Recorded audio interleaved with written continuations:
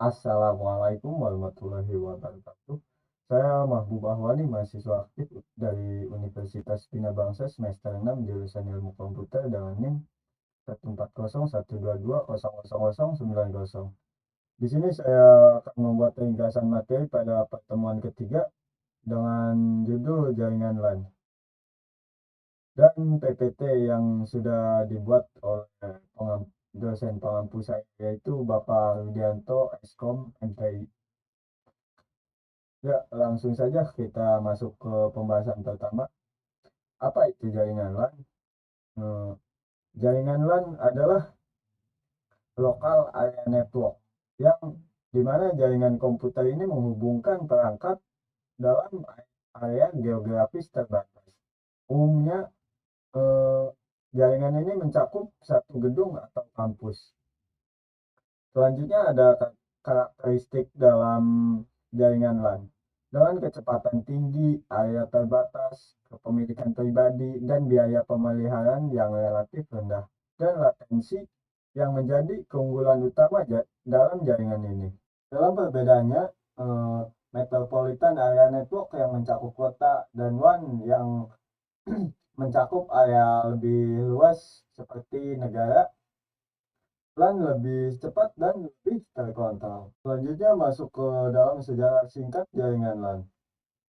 Pada tahun 1970-an, jaringan LAN dikembangkan di serok PASI dengan Ethernet yang dikembangkan oleh Robert Mercer dan mendapatkan kecepatan awal 2,94 Mbps.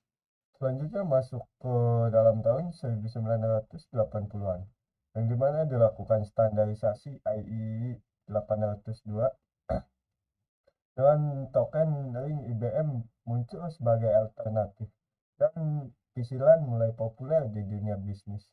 Lanjut ke tahun 1990-an, fase Ethernet mulai diperkenalkan dengan kecepatan 100 Mbps dan WiFi mulai dikembangkan. Dan lambat laun harga perangkat jaringan pun semakin terjangkau. Lanjut ke tahun 2000-an sampai sekarang, Gigabit Ethernet menjadi standar dan wireless LAN semakin dominan dengan virtualisasi jaringan yang berkembang pesat. Lanjut kita masuk ke dalam komponen utama dalam jaringan LAN. Dalam perangkat keras terdapat network interface card, switch, dan hub, router, gateway, access point, repeater, dan bridge. Yang dimana disandingkan dengan perangkat lunak seperti sistem operasi jaringan, driver perangkat, software monitoring, dan aplikasi manajemen jaringan. Dengan media transmisi seperti kabel UTP, fiber optik, wireless, dan coaxial yang sekarang jarang ditemui. Lanjut masuk ke dalam topologi jaringan LAN. Ada topologi bus yang dimana semua perangkat terhubung ke satu kabel utama. Sederhana, ini memang sederhana, namun cukup rentan terhadap kegagalan. Selanjutnya masuk ke topologi star. Dalam setiap perangkat yang terhubung ke hub ataupun switch pusat, ini topologi yang paling umum digunakan. Lanjut ada topologi ring, di mana perangkat terhubung dalam lingkaran tertutup dan data bergerak dalam satu arah.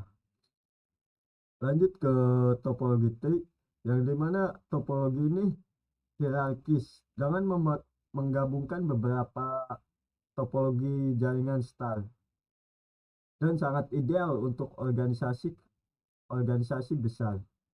Dan yang terakhir ada topologi mesh, yang dimana setiap perangkat terhubung ke semua perangkat lain. Ini topologi ini memang sangat handal, tetapi mahal dalam biaya pemeliharaan. Selanjutnya masuk ke dalam protokol jaringan. Yang pertama ada Ethernet dengan standar IEEE 802.3.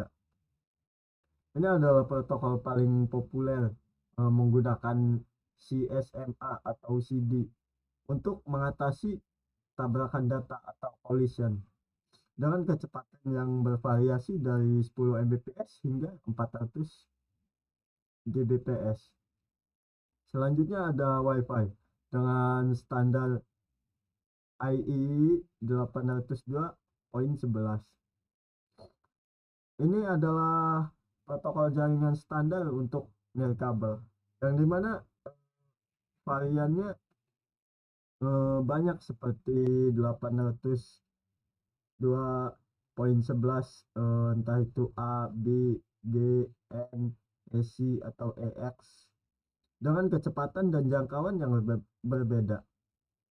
Selanjutnya ada token ring dengan standarisasi IEEE 802.5 yang dikembangkan oleh IBM dan menggunakan token untuk mengatur akses ke media. Ini memang protokol jaringan ini sangat jarang digunakan. Selanjutnya masuk ke dalam arsitektur jaringan LAN. Yang pertama ada jaringan aplikasi dengan antarmuka pengguna dan aplikasi seperti HTTP, FTP ataupun SMTP. Lanjut masuk ke dalam bagian lapisan internet, yang dimana dalam bagian lapisan internet ini tugasnya untuk melakukan routing dan pengalamatan. Dan yang terakhir ada lapisan data link yang tugasnya mentransmisikan bit dan akses media. Lanjut ke pengalamatan dalam LAN ataupun routing. Yang pertama ada IP address. IP address adalah sebuah alamat logis berupa angka 32 byte. Ini masuk ke dalam IPv4 atau 128 bit IPv6. Contoh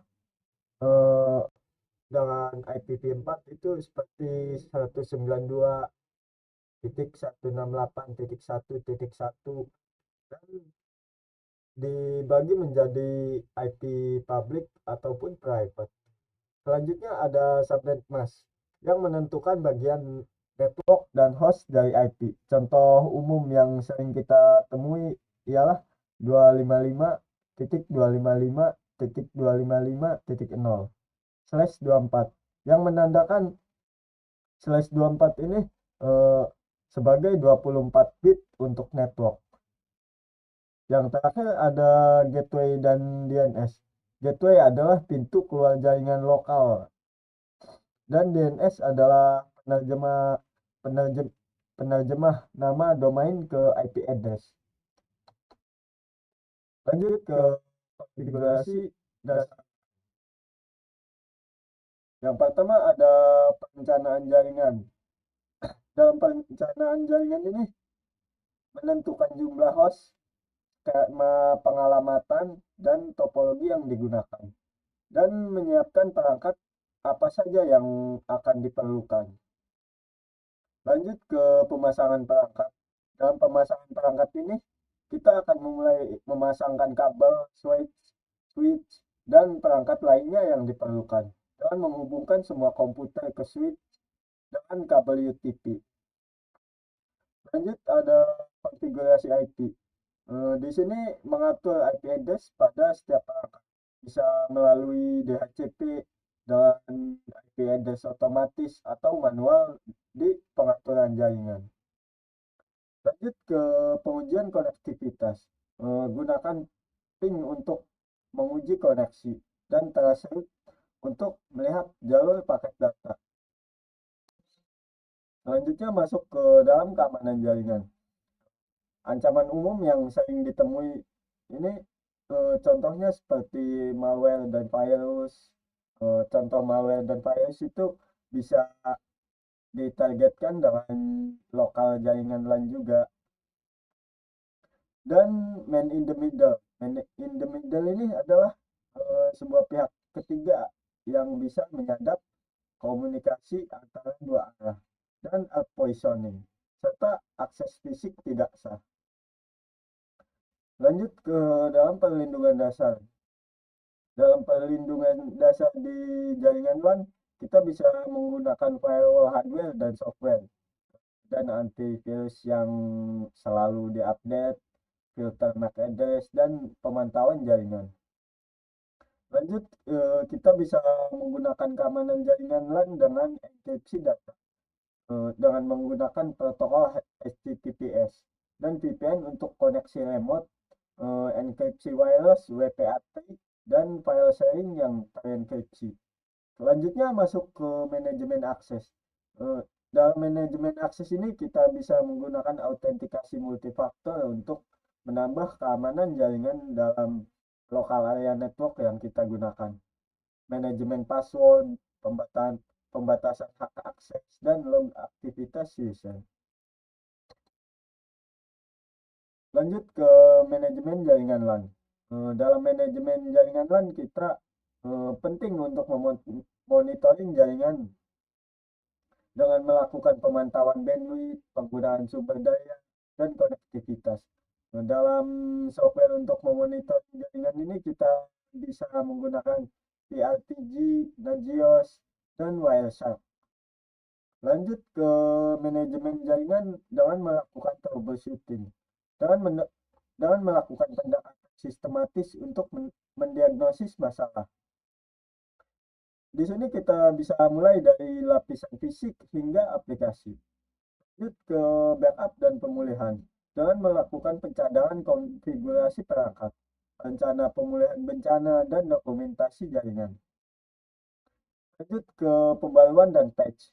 Dalam pembaruan dan patch ini kita melakukan pembaruan firmware perangkat, melakukan patch keamanan, update perangkat keras secara berkala. Lanjut ke dalam performa jaringan LAN. Yang pertama ada bandwidth, yang mempunyai dampak dalam menentukan kapasitas data maksimum. Dalam performa di bandwidth ini kita bisa melakukan upgrade infrastruktur dan quality of service. Lanjut ada latensi. Dengan dampaknya dalam penundaan pengiriman data. Kita bisa melakukan optimasi dalam hal ini dengan mengurangi hoax dan prioritas traffic. Lanjut ada digital. Dengan dampak variasi latensi yang akan berpengaruh pada streaming. Dalam optimasi ini kita bisa melakukan pengurangan buffering, quality of service, dan traffic shaping. Lanjut ada paket loss yang dampaknya akan kehilangan data dalam transmisi. Dalam kasus paket loss ini kita bisa melakukan optimasi dengan meningkatkan kualitas koneksi. Dalam performa jaringan dapat diukur menggunakan tools seperti Hyper, Speedtest, atau software monitoring khusus. Lanjut ada virtualisasi dalam jaringan LAN. Dalam virtualisasi jaringan LAN yang umum disebut sebagai VLAN, jaringan ini adalah jaringan logis yang memisahkan broadcast domain dengan meningkatkan keamanan dan manajemen yang memungkinkan pengelompokan perangkat berdasarkan fungsi bukan lokasi fisik. Dengan memanfaatkan jaringan LAN ini, kita bisa meningkatkan keamanan, efisiensi bandwidth, fleksibilitas administrasi, isolasi traffic, dan optimasi performa. Lanjut ke software defined networking dengan melakukan pemisahan control plane dan data plane, otomatisasi dan programabilitas jaringan yang memungkinkan konfigurasi terpusat dan adaptif. Lanjut ke dalam bagian LAN nirkabel yang sering disebut sebagai WLAN. Dan prinsip kerja mentransmisikan data melalui gelombang radio yang umumnya kita temui menggunakan frekuensi 2,4 GHz dan 5 GHz yang memerlukan akses point sebagai pemancar. Dengan standarisasi IEEE 802.11 dengan variasi yang berbagai macam seperti 800.11b dan 11 Mbps dan 2,4 GHz 802.11 G dengan kecepatan 54 Mbps dan frekuensi 2,4 GHz dan yang lainnya.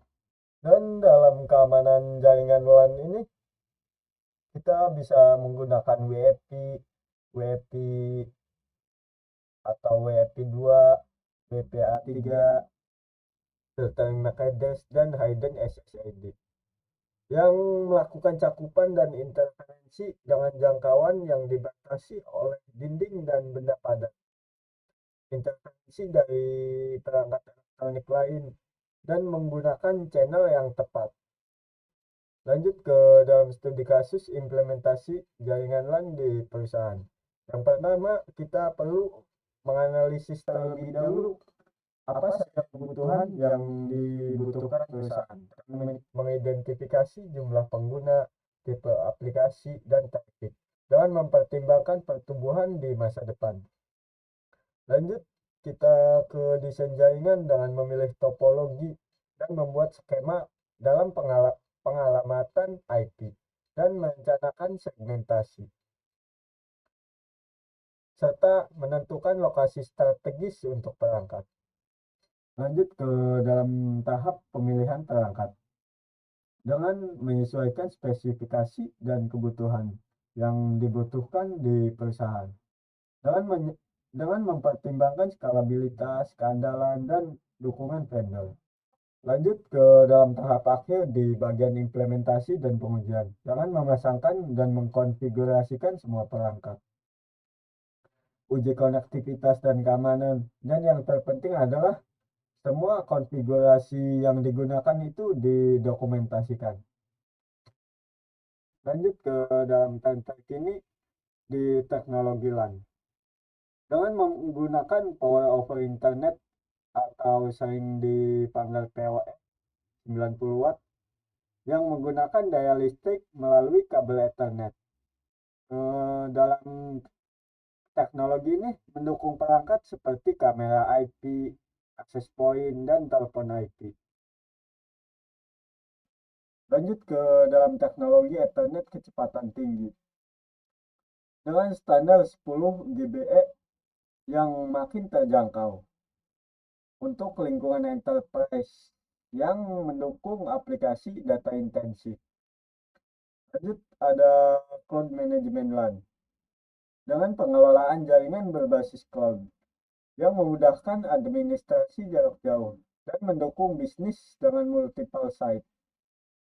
Dan yang terakhir ada Wi-Fi 6 atau 6E dengan peningkatan kecepatan dan efisiensi yang mendukung lebih banyak perangkat secara bersamaan. Dan dalam teknologi 6E ini umumnya mendapatkan latensi lebih rendah. Ya, itulah ringkasan materi pada pertemuan ketiga di dalam mata kuliah Sistem Komputer dan Jaringan. Saya Mahbub Ahwani, izin pamit. Assalamualaikum warahmatullahi wabarakatuh.